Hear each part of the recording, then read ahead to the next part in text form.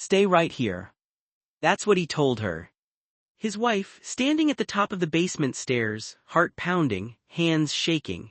The house already felt wrong, drawers pulled open, stuff scattered across the floor, a silence that didn't feel like silence at all.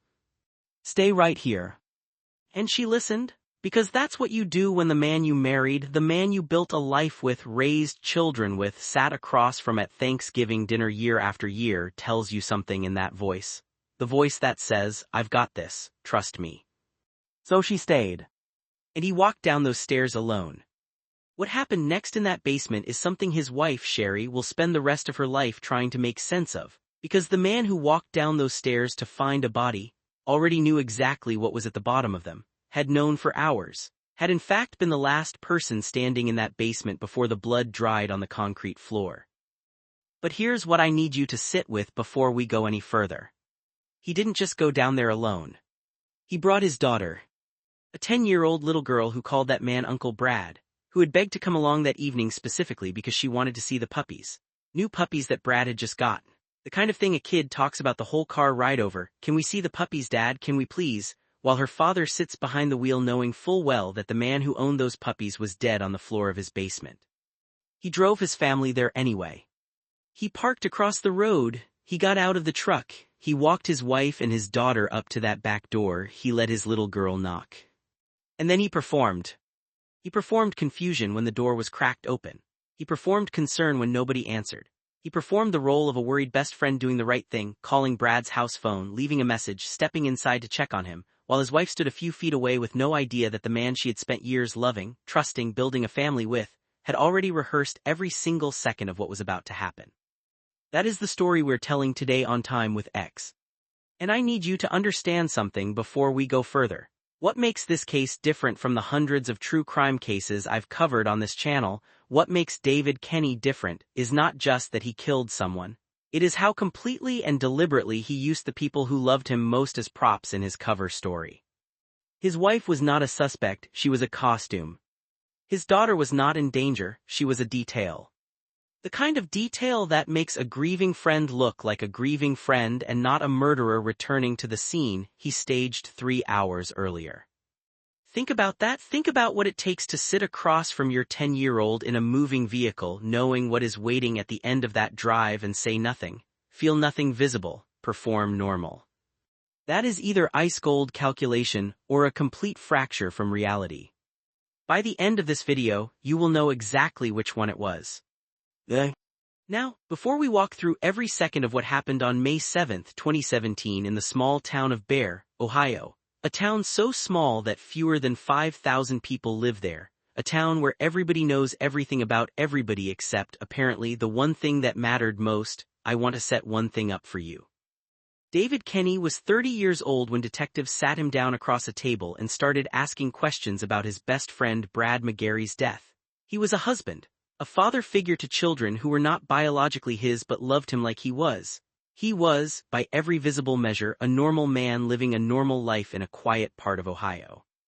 And for 6 years, he had been living an entirely different life behind that one. Not a criminal life, not a violent life, a secret one. A hidden relationship with Brad, his best friend, that had been running parallel to his marriage for the entire time the two families had been celebrating holidays together, sharing Thanksgiving dinners, calling each other family. While Sherry picked out Christmas presents and David's kids called Brad Uncle, David and Brad had been something else to each other entirely. Now I want to be precise here because precision matters in this story. That secret, the relationship, did not make David Kenny a murderer. People keep secrets. Relationships are complicated. None of that on its own is the story. The story is what happened when that secret was threatened. Because Brad McGary, 43 years old and by all accounts a man of enormous warmth, a man his family described as caring, funny, the kind of person who filled a room, Brad had reached a point where he was done hiding, done with the arrangement, done being the secret half of someone else's double life while that person went home every night to a wife and kids, and a whole normal existence that Brad was not allowed to be part of. Brad wanted it over, not the relationship, the hiding. He had lost 80 pounds, 80 pounds. His mother's boyfriend noticed it, mentioned it to detectives. Brad seemed different lately, changed, like something had shifted in him. People close to him knew something was building, something was coming to a head.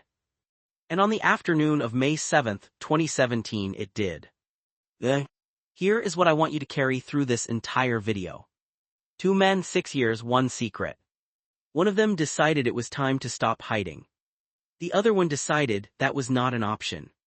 What followed was a murder, a staged crime scene, a 911 call, a grieving performance, and one of the most chilling decisions a person can make to drive back to a house where your best friend's body is cooling on the basement floor, and bring your wife and your child through the front door, and act like you are discovering something for the very first time.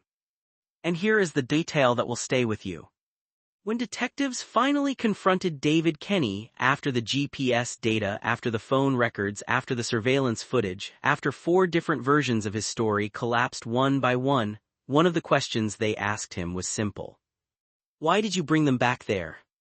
Because if David truly believed, as he had been claiming, that an unknown gunman had shot Brad McGary inside that house just hours earlier and then fled, if he genuinely thought a killer had been standing in that basement at 3 o'clock in the afternoon, why in the name of anything would he bring his family back into that house at 6? Why would he let his daughter knock on the door? Why would he walk his wife through the kitchen? Why would he go back down into that basement at all? There is only one answer, and the detectives knew it before they even asked the question. He brought them because he needed witnesses to his discovery. He brought them because a man who shows up alone to find a body is suspicious. He brought them because a devastated husband and father of 2, arriving with his whole family to return a borrowed weed trimmer and stumbling accidentally upon a nightmare, that man looks innocent. He used them. All 3 of them, his wife, his daughter, and Brad, one final time as the centerpiece of a story that David Kenny wrote himself and intended to walk away from clean. He almost did. This is the story of how he didn't. Stay with me, because what happens inside that interrogation room over the next several hours is one of the most extraordinary dismantlings of a lie I have ever seen captured on tape. And the moment it fully unravels, the exact second David Kenny realizes that every prop he used, every performance he gave, every version of the story he told has been accounted for, GPS timestamped and stacked against him, that moment is coming.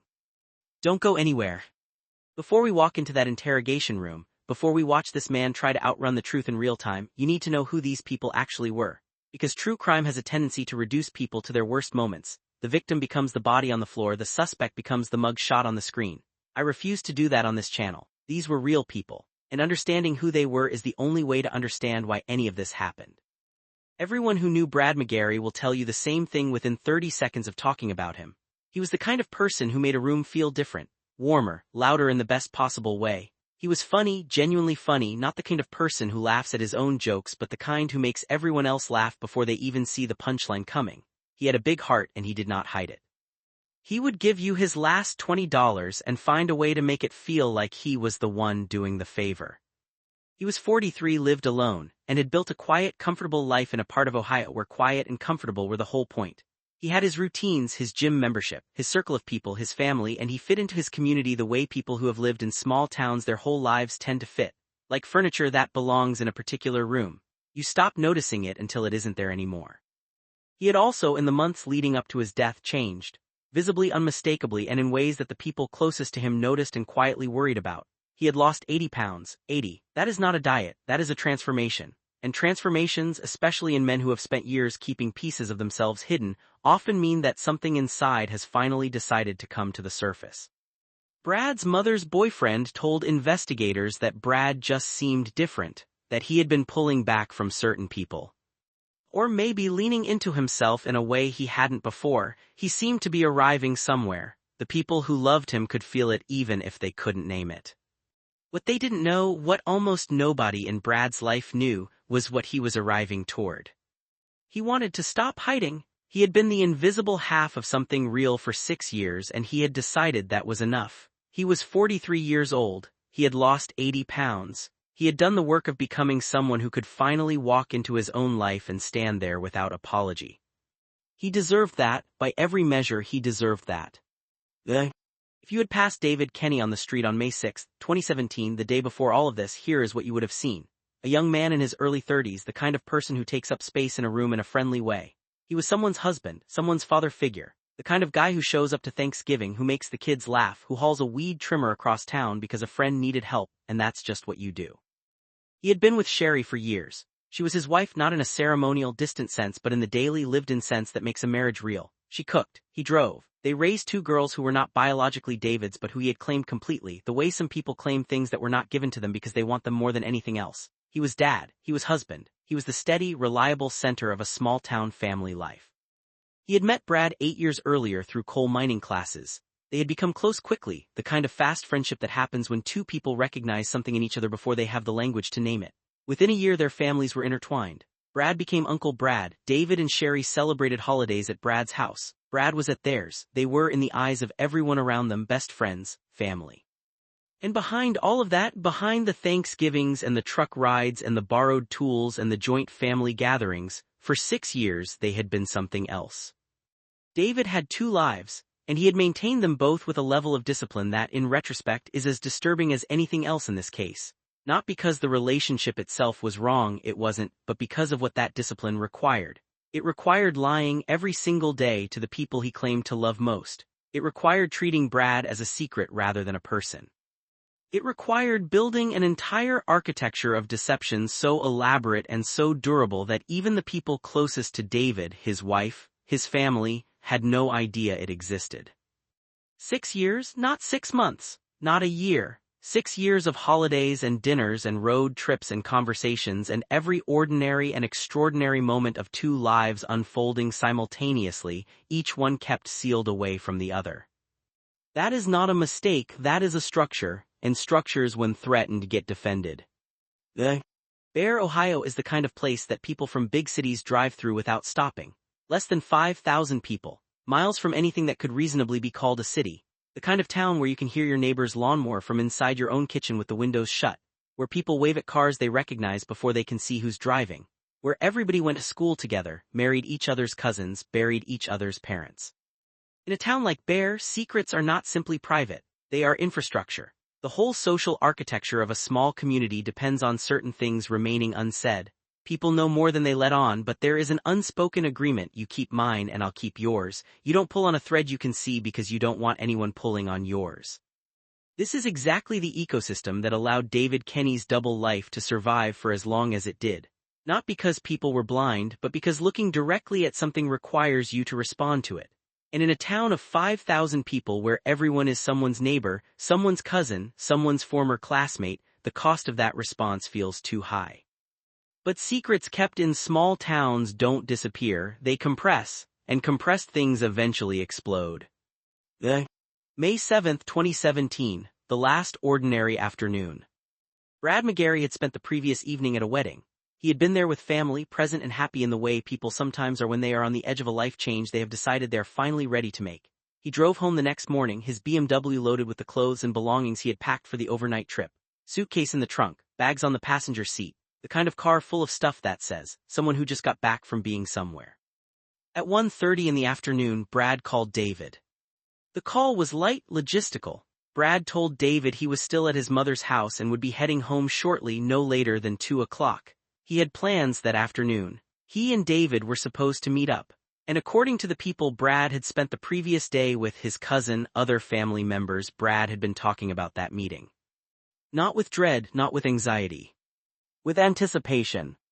Because Brad was ready, he had decided. He was going to tell David that the arrangement was ending, not the relationship but the secrecy. He was going to tell the man he had loved for 6 years that he was done being invisible, that David needed to make a choice, that he could no longer exist only in the spaces between the life David had decided to publicly live. Brad had even told his cousin he was going to take a nap with someone that afternoon. Said with a knowing look and a small laugh that his family recognized as Brad, the warmth, the lightness, the way he found joy in the private textures of his own life even when that life was still mostly hidden. He was in good spirits, he was ready. He was 43 years old and he had done the work and he was finally, after 6 years, ready to arrive. He drove home from his mother's house, pulled into his driveway in Bear, and walked toward the front door with no reason in the world to believe that the afternoon would end any way other than the way he had planned it. He had no idea that David was already there. David Kenny, who had received that 1:30 phone call, who knew exactly where Brad was and when he was leaving, had driven to Brad's house before Brad arrived, had parked, had sat in his truck, had waited. For what exactly we will get to, but I want you to sit with the image for a moment. A man sitting in a white Chevy Silverado, parked outside his best friend's house in a quiet Ohio town on a spring afternoon in May, waiting for that best friend to pull into his own driveway. What was he thinking about in that truck? Was he deciding? Was he already decided? We don't know. David Kenny has never told us what went through his mind in those minutes. What we know is what happened next, and what happened next tells you everything about what must have been happening inside that truck. Brad pulled up, got out of his car, walked toward his house. And the last chapter of his life began. This is where the story gets dark. Stay with me. Because in approximately 90 minutes, David Kenny will drive away from this house and back to his own life. He will text Brad's phone as if Brad might answer. He will tell his wife they should stop by to return a weed trimmer. He will drive his family to the edge of this exact driveway and watch his daughter knock on the door. And he will perform every second of what follows with the kind of precision that only comes from one thing. Practice. The first thing investigators did when David Kenny arrived at the scene that evening was treat him like a victim. That matters because it shaped everything that followed. Here was a visibly distressed man, shaking, emotional, who had just walked into a nightmare scenario with his own family in tow. His wife had called 911. His daughter had been standing at the door when it all unfolded.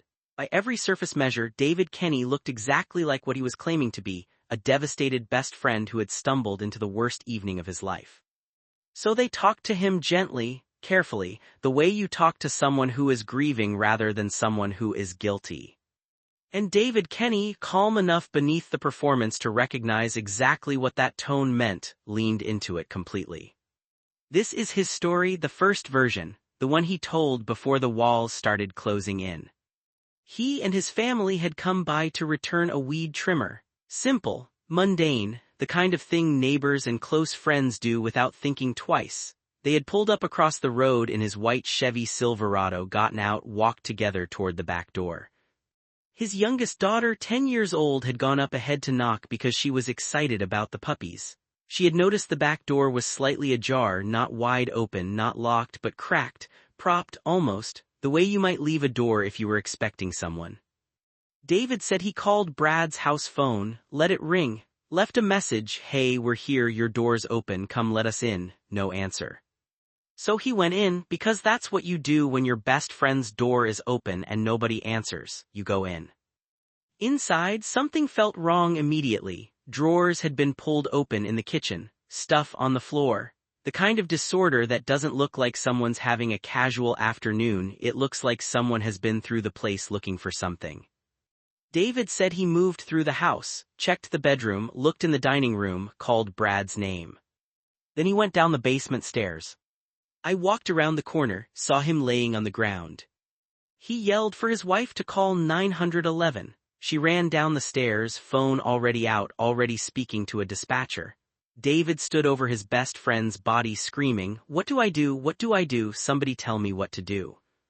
That was the story, clean, linear, emotionally consistent, the story of a man who came to return a weed trimmer and found a horror. Now let me tell you what investigators were already noticing while David was telling it.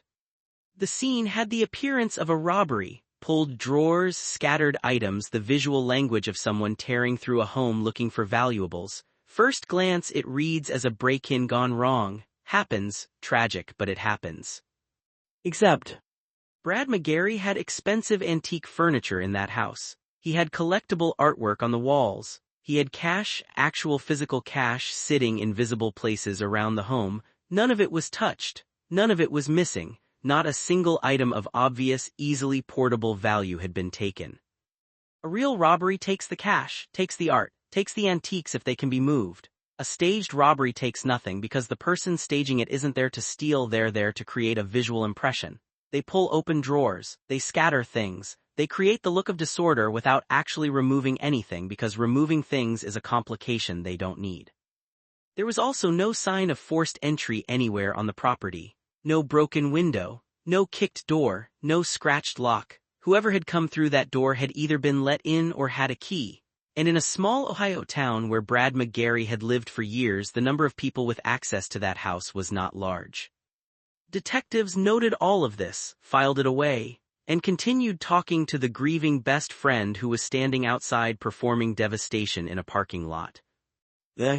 Within 48 hours, David Kenny was brought in for a formal sit-down, not under arrest. Investigators were careful about that. You were there when it happened, we need your help, you're important to this investigation. Come in, talk to us, help us figure out what happened to your friend. David came in. Of course he came in. Refusing to come in is suspicious. Coming in and cooperating is what innocent people do, and David Kenny needed above everything else to look like an innocent person. The first stretch of that interrogation is almost remarkable in how ordinary it feels.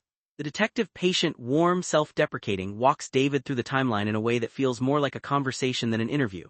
He apologizes for having to ask the same questions again. He explains that David might need to tell the story multiple times because that's just the process. He makes David feel safe. And David responds to safety the way liars always do. He elaborates. He describes the parking spot across from the house. He describes getting out of the truck. He describes his daughter running ahead. He adds detail after detail, each one chosen, consciously or not, to reinforce the narrative of a man arriving at a familiar place with his family and stumbling into something he never expected. The detective listens, nods, takes notes, asks gentle follow-up questions about the layout of the house, the position of the body, what David's wife did when she came downstairs. Standard procedural questions that feel like housekeeping but are actually building a map, a detailed, time-stamped, spatially precise map of exactly what David is claiming happened and when. Because every detail David volunteers is a commitment, and commitments when they contradict evidence become lies, and lies when stacked high enough become a case. Then the detective asks about the relationship. He does it gently, almost sideways. He mentions that Brad's mother's boyfriend had noticed Brad changing lately, losing weight, pulling back from people, seeming different. He asks David if he had noticed the same thing. David confirms it. Yes, Brad had lost weight, about 80 pounds he thought, supplements, gym membership, just wanted to get healthy. The detective nods. Then, almost as an aside, almost like it barely matters. There's some stuff on your phone, it's a little questionable. Watch what happens in that room in the next 30 seconds, because this is the moment the performance begins to cost something. David goes quiet, not silent. He keeps talking, keeps maintaining the shape of the conversation, but something shifts. A tightening, the way a person looks when they realize the ground has changed beneath them and they're not sure yet how changed it is. How close were you and Brad? Very close, best friends, family. Did you guys, there's a few times in the past where. And David, calculating in real time, decides that a partial admission is better than a flat denial that the phone data will immediately contradict. It's been a while, there were times in the past, we kind of fooled around a little bit. Fooled around, past tense, casual, minimized to the smallest possible version of what it actually was. The detective doesn't push, not yet. He lets David have the minimization. Because here is what David still doesn't know, that 5 detectives had spent the day before this interview talking to people who knew Brad and David. 4 unrelated people, people who had no reason to coordinate, no reason to lie, and all 4 of them had said the same thing. David and Brad had been together for years, not fooling around together, and David's wife had recently found out and wanted marriage counseling. That wasn't speculation, that was 4 people independently saying the same thing. The detective mentions this. All these people said you and Brad had been seeing each other for years, like you guys were a secret couple, and they said your wife knows about it, she just found out, she wanted to go to marriage counseling. David denies it firmly, almost indignantly. No sir, my wife has no idea about this, you could ask her.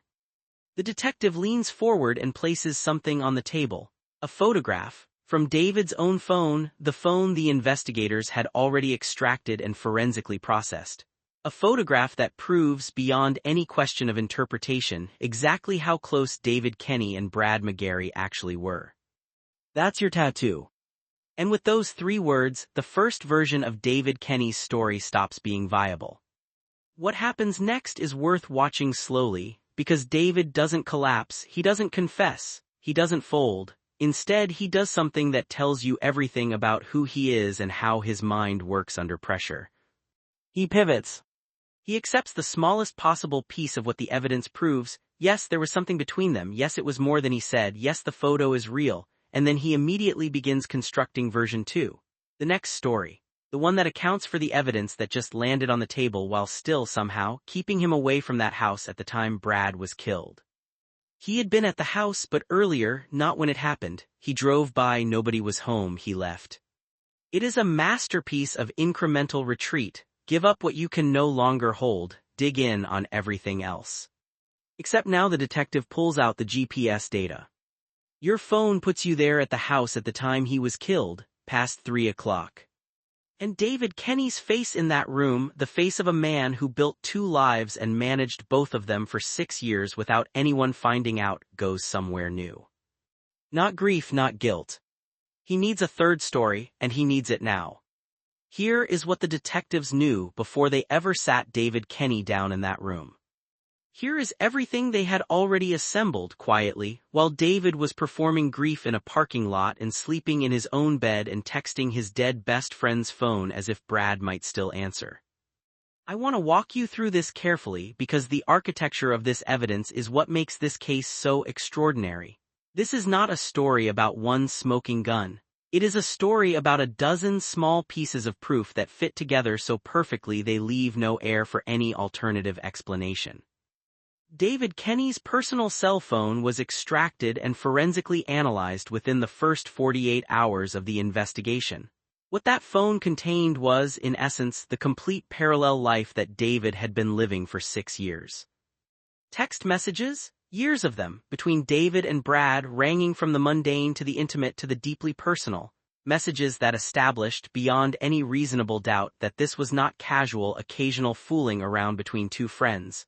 This was a relationship, with its own language, its own history, its own emotional weight.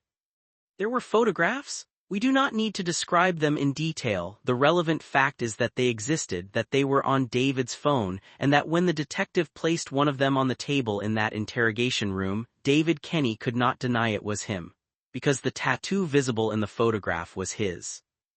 There were also deleted items, messages David had erased, photographs he had removed. Forensic extraction does not care about your delete button. The data was still there, recoverable, readable, waiting. And there were the final messages, the ones sent on May 7, 2017, that established a precise timeline of exactly where David Kenny was and what he was planning. The modern smartphones track location with a precision that would have seemed like surveillance science fiction 20 years ago. Every movement, every stop, every duration of stay, all of it logged, timestamped, stored. David Kenny's phone placed him at Brad McGary's house on the afternoon of May 7th. Not vaguely in the area, not nearby, at the house. During the exact window between approximately 2:00 p.m. and the mid-afternoon that investigators had identified as the murder window based on the autopsy and the physical evidence at the scene. David had claimed he drove by, nobody was home, he left within a couple of minutes. The GPS data showed he was there for significantly longer. Long enough for someone to arrive home, enter the house, have a confrontation, and for a confrontation to become something irreversible. Long enough. The cameras on the street near Brad's house captured David's white Chevy Silverado, arriving, staying. The footage established the vehicle's presence during the relevant window in a way that corroborated the phone GPS and added a layer of external, independent verification that David had no way to explain away. He hadn't just driven by, he had been there. This is the piece that David almost certainly did not see coming. Brad's cousin, Schuler Strasser, told investigators something that stopped them cold. Brad had spent virtually the entire previous day, the day before his murder, talking about a meeting he had planned for the following afternoon. He had referred to the person he was meeting by a nickname, DJ. Investigators cross-referenced that nickname against David Kenny's social media presence and found it immediately.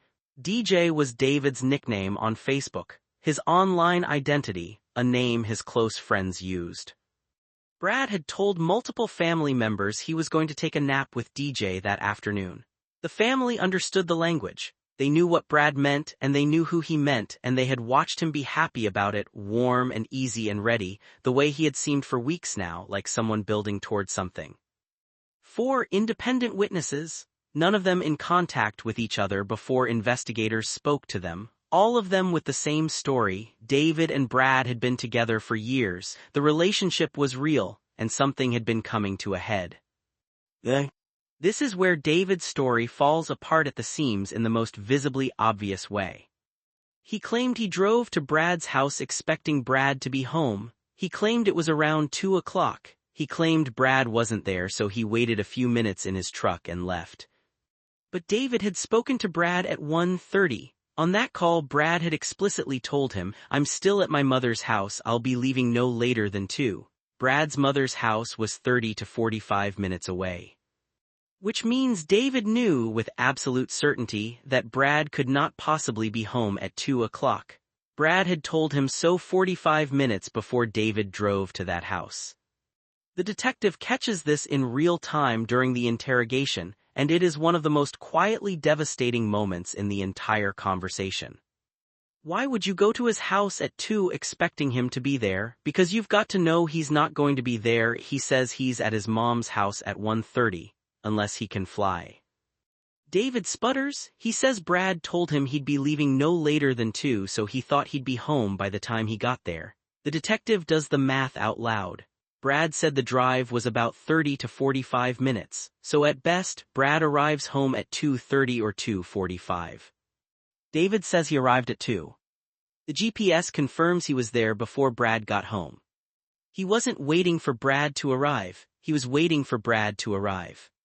Those two sentences sound the same, but they mean completely different things. In one version, David shows up early and waits patiently for his friend. In the other version, David shows up early because he needs to be there before Brad walks through that door. He needs the element of control that comes from being inside someone else's space before they get there. Investigators with experience in homicide can tell the difference between a genuine robbery and a staged one. Not always immediately, not always from a single detail, but over the course of a full scene analysis, the staging tells its own story. The pulled drawers, the scattered items, the visual chaos that was meant to read as desperation, someone tearing through the house looking for valuables, all of it fell apart when you cataloged what was actually missing. Nothing. The cash was still there, the antiques were still there, the artwork was still there. A real robbery does not leave the cash and take nothing. A staged robbery creates the visual of a robbery without the inconvenience of actually having to fence stolen goods or explain their absence.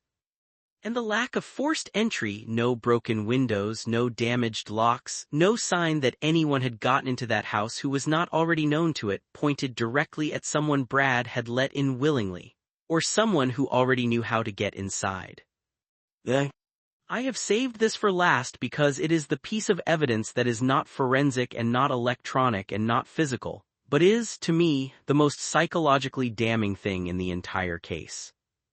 David Kenny killed Brad McGary in the afternoon. He staged the scene. He drove away. He texted Brad's phone. He then organized an evening family outing to Brad's house and brought his wife and daughter to the door. That is not the behavior of a man in shock. That is not the behavior of a man acting on instinct or panic. That is planning. That is the continuation of a plan that began before Brad's car pulled into the driveway. Because here is what the return accomplished. It gave David a reason to have been at the scene. It gave him witnesses, his own wife, his own daughter, who could truthfully testify that they had been there together. It gave him an emotional alibi, the kind that money cannot buy and lawyers cannot manufacture. The image of a father and husband and family man who, in the middle of an ordinary evening, discovered an ordinary nightmare. You do not improvise that, you design it. And here is the detail that broke the detectives' hearts a little, even as they were building the case. His daughter knocked on the door. She was 10, she was excited about the puppies. She had no idea that the man who drove her there had put her at the door of a house where her uncle Brad was lying dead in the basement. She knocked. And her father stood at the bottom of the steps and watched and performed surprise and walked her and her mother through a house he had already been through once that day. That is the evidence, all of it stacked, all of it pointing in one direction. Now watch what happens when it all lands on the table in front of David Kenny. There is a specific moment in almost every interrogation where the room changes, where it stops being a conversation and starts being something else. where the detective stops being a guide and becomes a wall, and the suspect, who has spent the whole interview walking toward that wall believing there was a door somewhere in it, finally realizes there is no door. For David Kenny, that moment comes when the detective puts the photograph on the table. Up until that point, David has been performing well. Not perfectly, the timeline inconsistency about arriving at 2 when he knew Brad couldn't be home until 2:30 is already a crack in the foundation, but well enough to maintain the shape of his story. He is emotional. He is cooperative. He's the grieving best friend who also happens to have a complicated history with the deceased, which he's now being forced to acknowledge, which is painful, which is obviously why he kept it private. It is a coherent performance, and David Kenny is good at those. But the photograph changes the math. Because the photograph is not ambiguous, it does not suggest a complicated friendship. It does not leave room for the "we fooled around a little bit" framing that David has been using to shrink the relationship to something manageable. The photograph is what it is. And David's tattoo is visible in it. That's your tattoo, who you doing that to? David tries to navigate. He says there are pictures on his phone implying others put them there or that he didn't take them. The detective cuts through it immediately. It's on your phone, that's your tattoo. The denial dies before it finishes forming. And then the detective says something that changes the entire temperature of the room. I sent out 5 detectives today. Everybody they talked to, 4 different people, unrelated, they all said you and Brad had been seeing each other for years, like you were a secret couple, and they said your wife knows, she just found out, she wanted marriage counseling. 4 people, independent, uncoordinated. The structure that David Kenny has spent 6 years building, the careful separation of his 2 lives, the management of information, the control over who knows what and how much, collapses in about 30 seconds. He denies the wife knowing, he denies the counseling, he tries to insist that Sherry had no idea. The detective lets that sit for a moment. Then he puts the GPS data on the table. Your phone puts you there at the house at the time he got killed, past 3 o'clock. This is the moment. Watch David's response carefully because it is not what you might expect. He does not confess, he does not shut down, he does not ask for a lawyer. He panics, genuinely, visibly panics, and then almost immediately begins calculating again. The panic and the calculation happening simultaneously, like 2 programs running at the same time on the same processor. You can see it on his face. You can hear it in how his voice breaks and then steadies and then breaks again. Oh my God, I know how this looks, I've known the man 8 years. The detective presses. You were there when he was killed, we know exactly when he was killed, you were there. No sir, I was not at his house when that man was murdered, I swear to God. He says it twice, 3 times. With the kind of vehemence that sounds like conviction until you realize that vehemence is one of the easiest emotions to perform, especially under pressure, especially when you have been performing for 6 years and your whole survival depends on being believed. The detective does not raise his voice. That is what makes this so effective to watch. He stays completely level. He simply keeps presenting the evidence one piece at a time and letting David hear how his story sounds against it.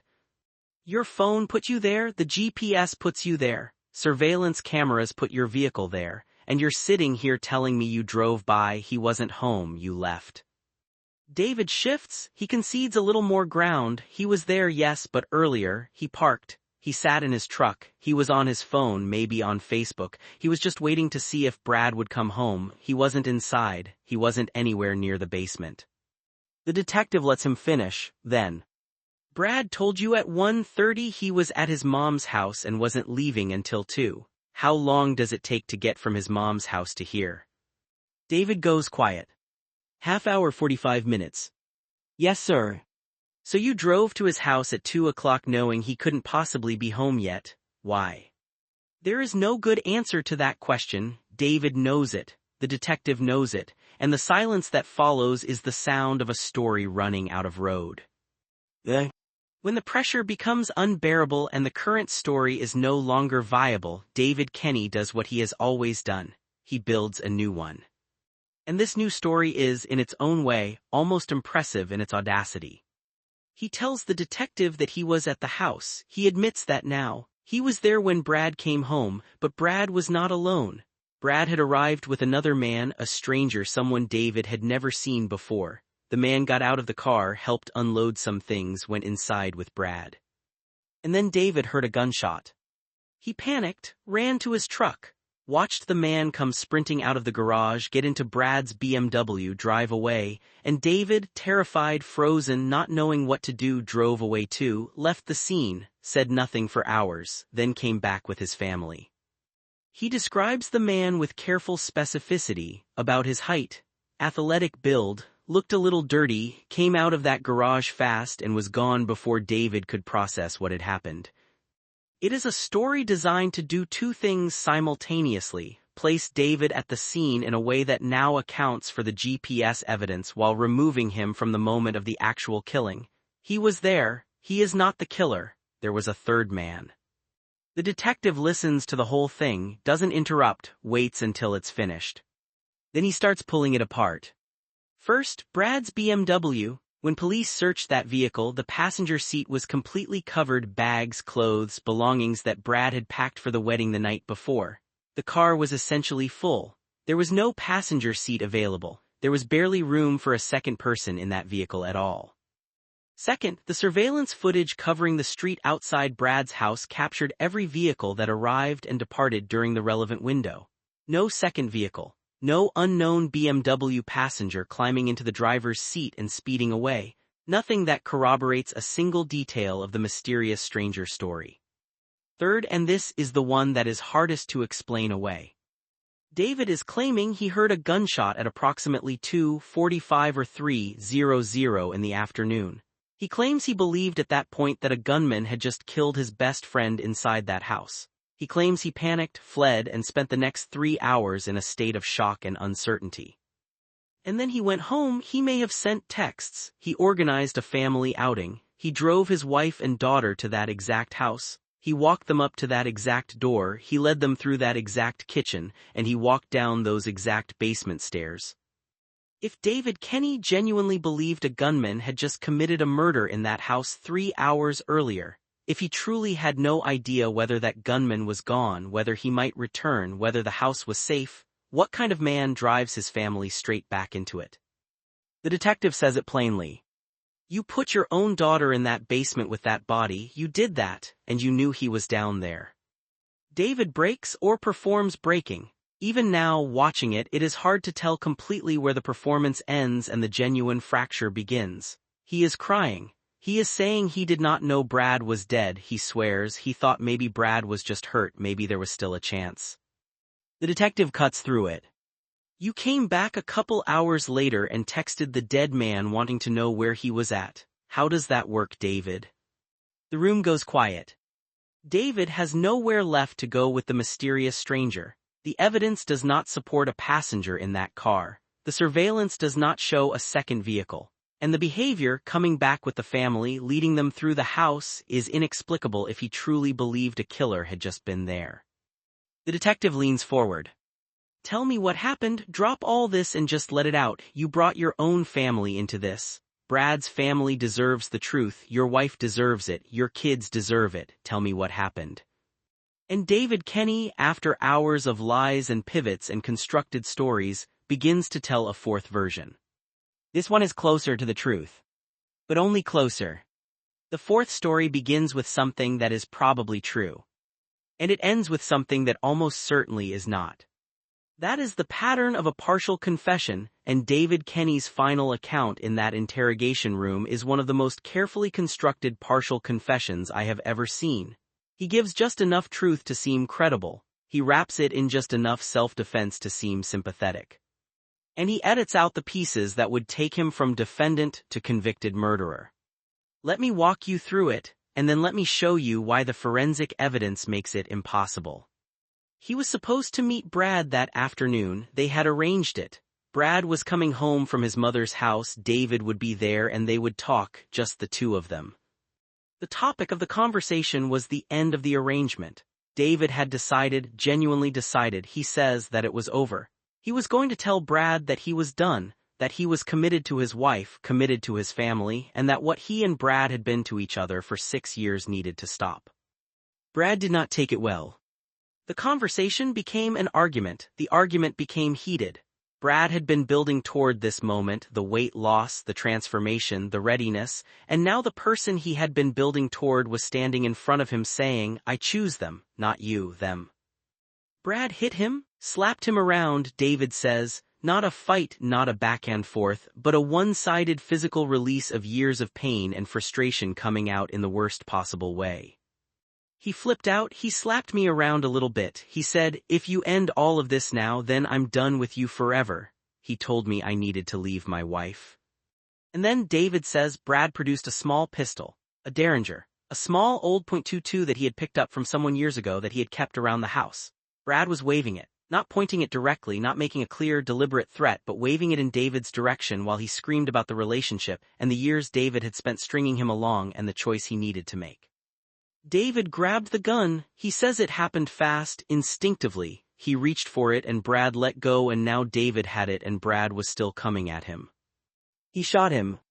I felt threatened, he pulled his gun out, he was laying it in my face. Once he says he shot Brad once. Brad went down. David panicked. He describes everything after in the language of shock. He didn't know what to do, he pulled the drawers open without thinking, he was spiraling, he ran. He couldn't call the police because he couldn't explain what had just happened. He couldn't explain the relationship, couldn't explain being there, couldn't explain any of it without losing everything. So he drove away, tried to think, eventually went home, eventually came back with his family and walked into it like he was seeing it for the first time.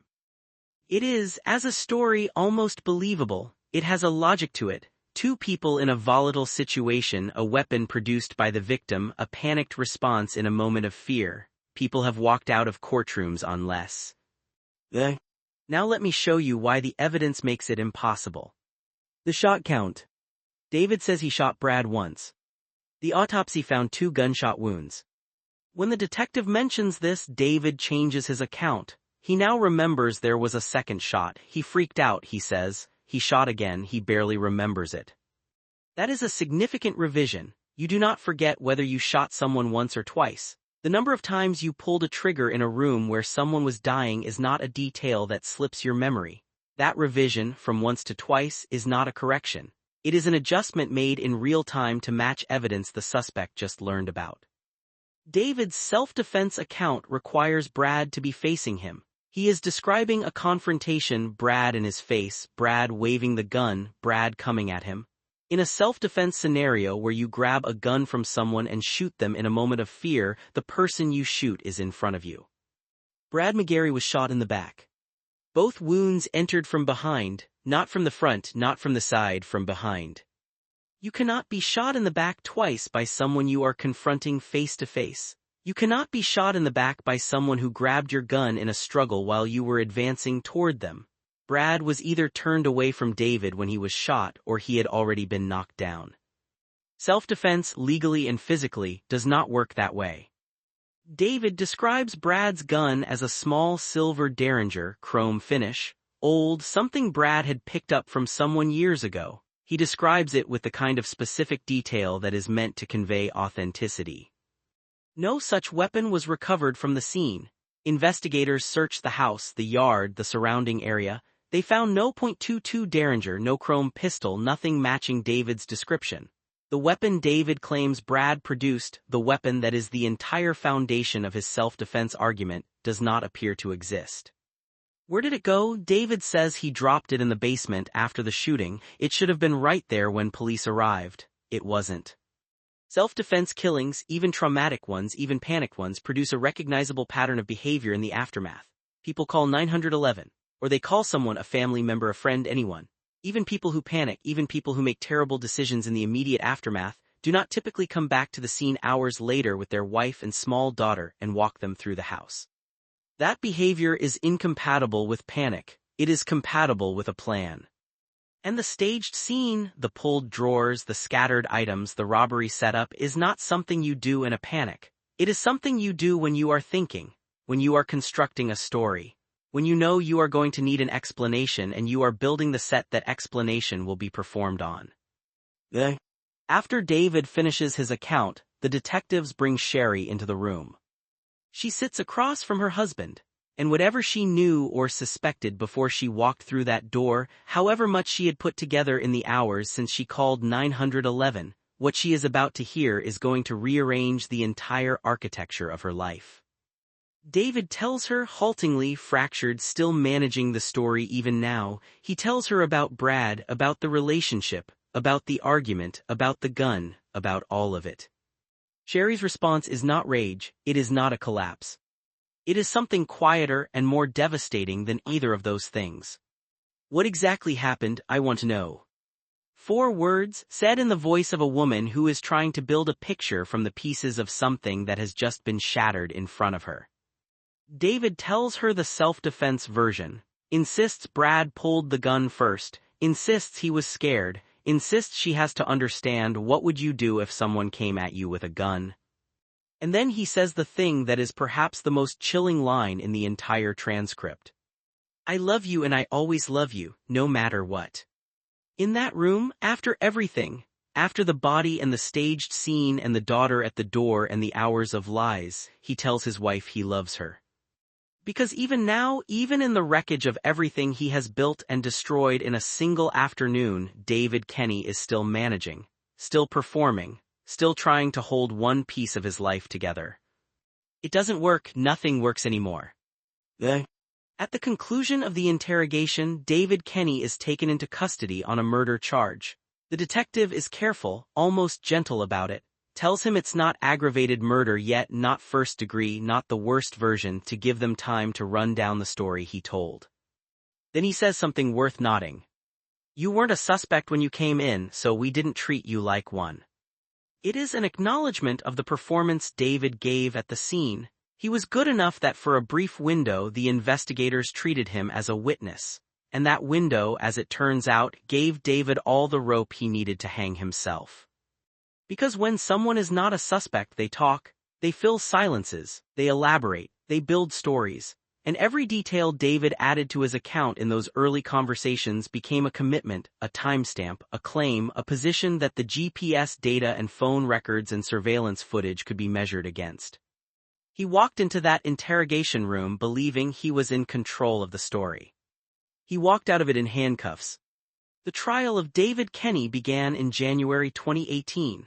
8 days, 2 sides of a story played out in a courtroom in Ohio in front of a jury of 12 people who had never met Brad McGary and had no way to know until they sat through those 8 days of evidence exactly who he was.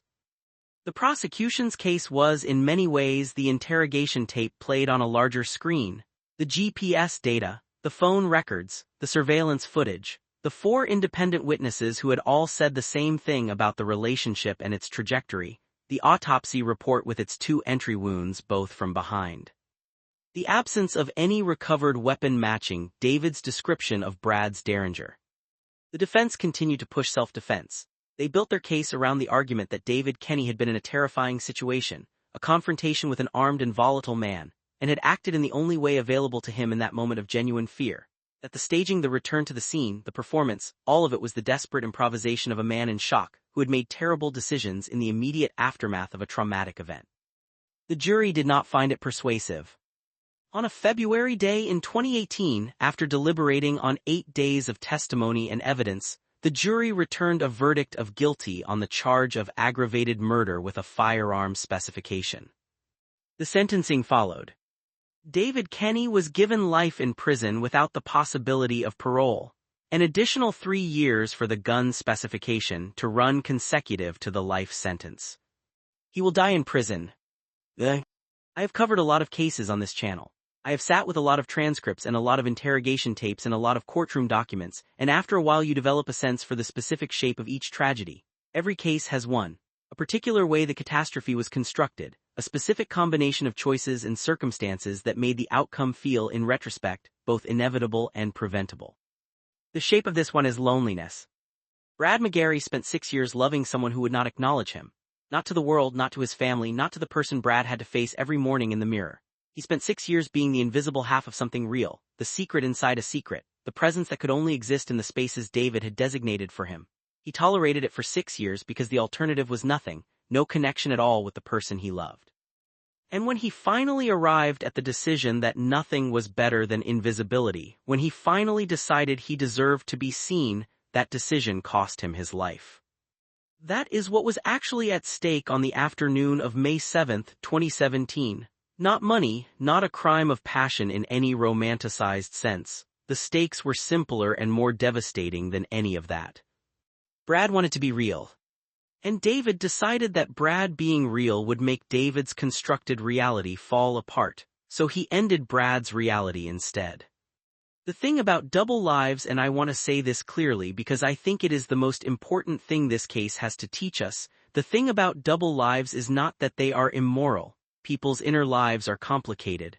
Relationships are complicated. Human desire is not a clean, categorizable thing. None of that is the point. The point is what the hiding requires. The point is what you have to do to the people in your life in order to maintain the separation. You have to treat them as set pieces. You have to manage them the way a stage director manages an ensemble. Keep this one here, keep that one there, make sure nobody walks through the wrong door at the wrong time. You stop being in relationship with them and start being in management of them. And when the management fails, when the set pieces start moving in ways you didn't choreograph, the people who built their lives around double lives sometimes do catastrophic things to restore the order they depended on. David Kenny killed Brad McGary to protect a story. Not a crime, not a secret that carried legal consequences. A story, the story of who David Kenny was to the world he had chosen to show himself to. He killed his best friend to keep a story alive. And then he killed the story anyway, the moment he sat down in that interrogation room and decided the only way out was through a new one. His family described him as a man who had a rare kind of warmth, who made people feel seen, who had spent years developing the courage to finally live openly and fully, losing 80 pounds, transforming himself, building toward a life where he didn't have to hide the most significant relationship he had. He was 43 years old, he had done the work, he was ready. He deserved to arrive. Our thoughts always with everyone who loved Brad McGary. May he be remembered for the warmth he brought to the people fortunate enough to know him, and not only for the way his story ended. If you are still here, and the fact that you are tells me something about you, then you just spent the better part of an hour with one of the most layered and unsettling cases I have ever put together for this channel. I want to ask you something before you go, and it is not the subscribe button that comes, but first. What was the moment for you? The moment in this story where the floor dropped out? Was it the daughter knocking on the door? Was it the GPS timestamp? Was it the direction of the gunshot wounds? Was it Brad losing 80 pounds and finally deciding he was ready to be seen, only to be killed for it?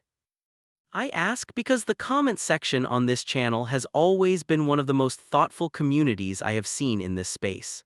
People who actually engage with these cases as the human tragedies they are, not just as content, and I read every comment, everyone. Tell me your moment, tell me what stayed with you. This is Time with X, and I will see you in the next one.